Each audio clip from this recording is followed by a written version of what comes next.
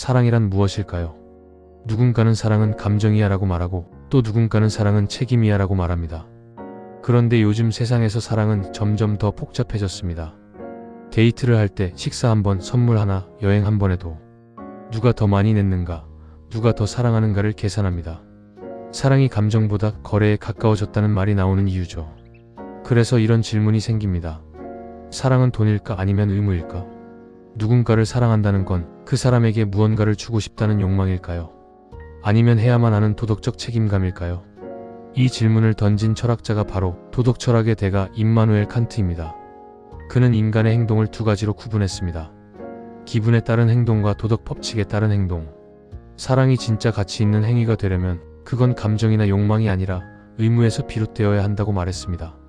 사랑이 단지 감정이라면 감정이 식는 순간 사랑도 사라질 겁니다.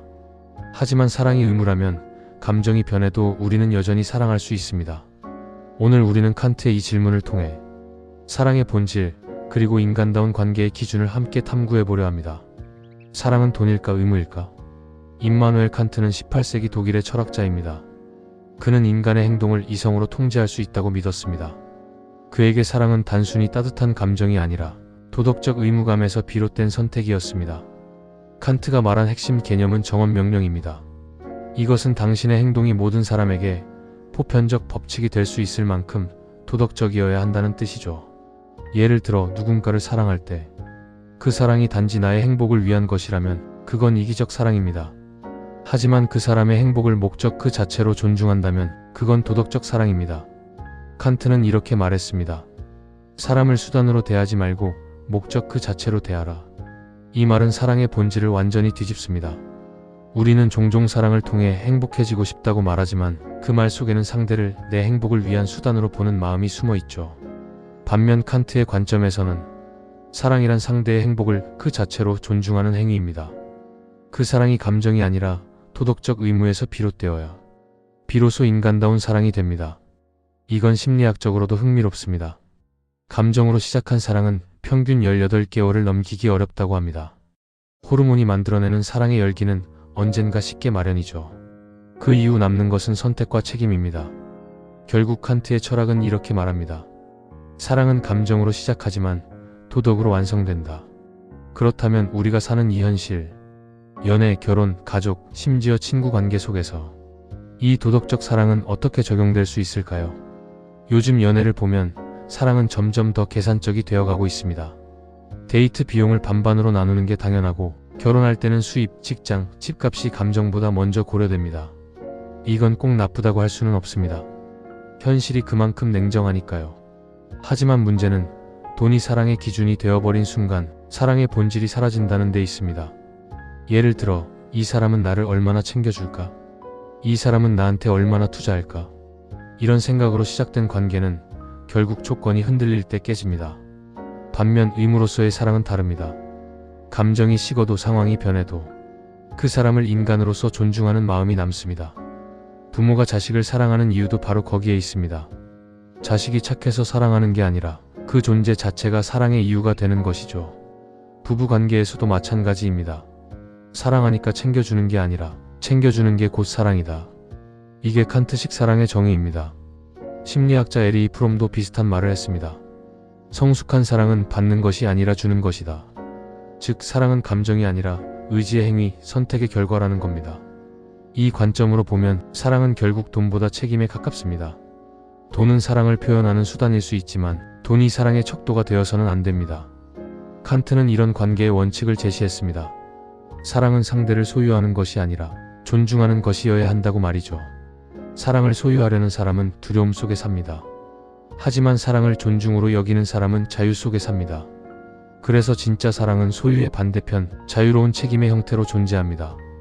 그렇다면 우리는 어떻게 돈보다 의무에 충실한 사랑을 실천할 수 있을까요? 첫째, 감정보다 원칙을 세워라. 사랑은 감정의 폭발이 아니라 관계의 질서를 세우는 일입니다. 상대가 변해도 내가 변하지 않기 위해서는 나만의 사랑의 원칙이 필요합니다. 예를 들어 상대의 기분이 아닌 존재를 존중하겠다. 이건 감정이 아니라 선택의 문제입니다. 둘째, 주는 사랑을 훈련하라. 사랑은 받는 게 아니라 주는 행위라는 걸 잊지 마세요. 작은 배려, 꾸준한 관심, 감사의 표현. 이건 돈으로 환산되지 않지만 관계를 오래 지속시키는 가장 강력한 자본입니다. 셋째, 사랑을 의무로 생각하라. 의무라고 하면 부담스럽게 들릴지 모르지만 그건 억지로 하는 게 아닙니다. 의무는 선택의 지속입니다. 나는 이 사람을 사랑하기로 했다. 그 선택을 계속 실천하는 게 바로 의무의 사랑입니다. 넷째, 사랑의 기준을 외부가 아닌 내면에 두라.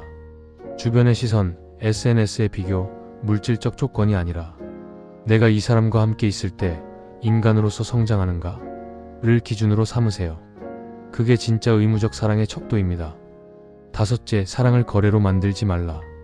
사랑이 주고받는 관계라는 건 사실이지만 주면 받을 것이다라는 마음이 들어가면 그건 이미 거래가 됩니다. 사랑은 주는 순간 완성되는 감정입니다.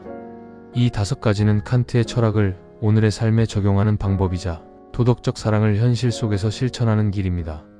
사랑이 돈이라면 돈이 사라질 때 사랑도 함께 사라질 겁니다.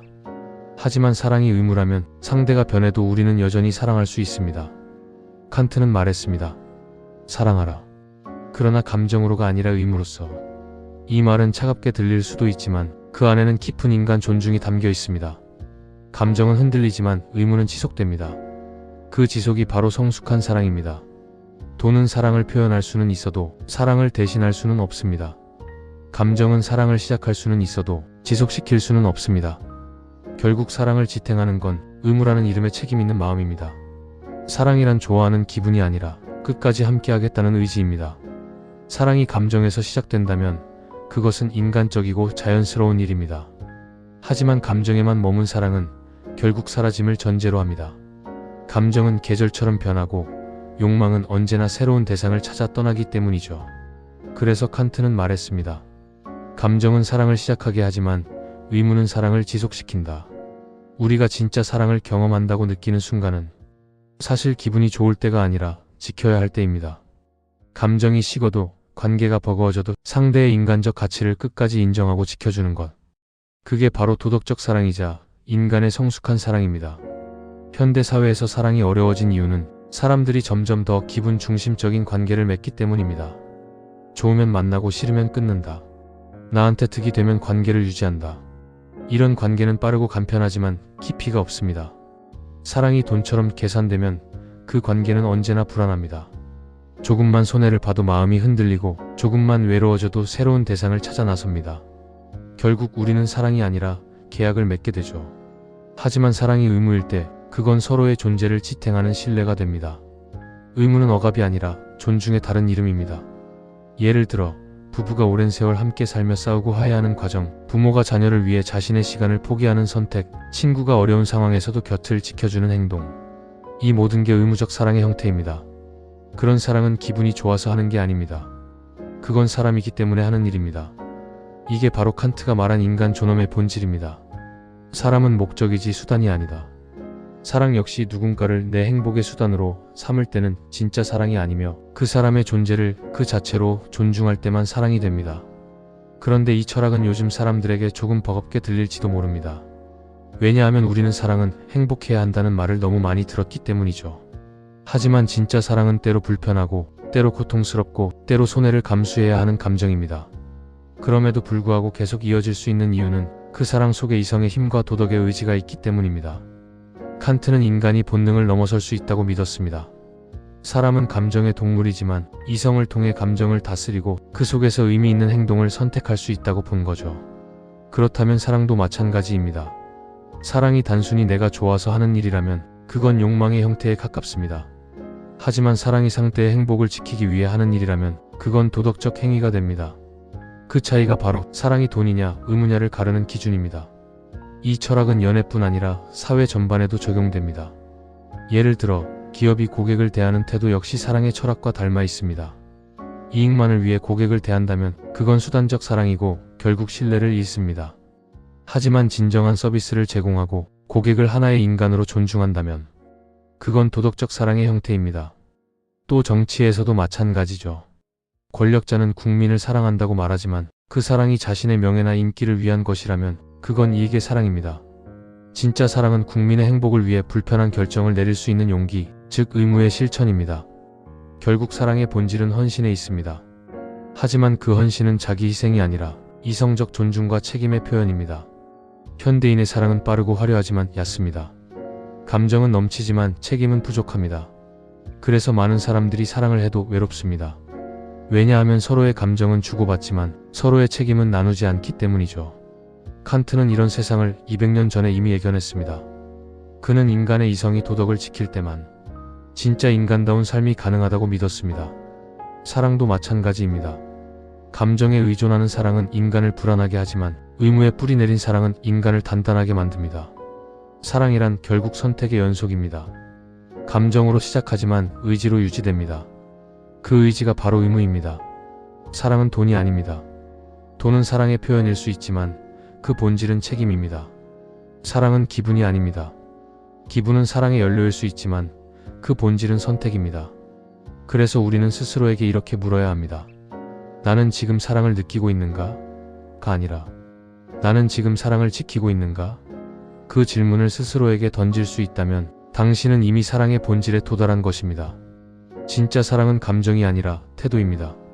그건 매일의 선택 속에서 조용히 그러나 단단히 쌓여갑니다. 사랑은 돈보다 강하고 감정보다 오래가며 의무 속에서 인간을 완성시킵니다. 우리가 누군가를 사랑할 때 그건 단순히 행복해지기 위해서가 아니라 인간으로서의 존엄을 증명하기 위한 행위입니다.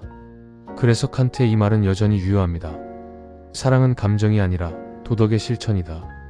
그리고 어쩌면 이 한 문장 속에 인간이 인간답게 살아가기 위한 모든 철학이 담겨 있는지도 모릅니다.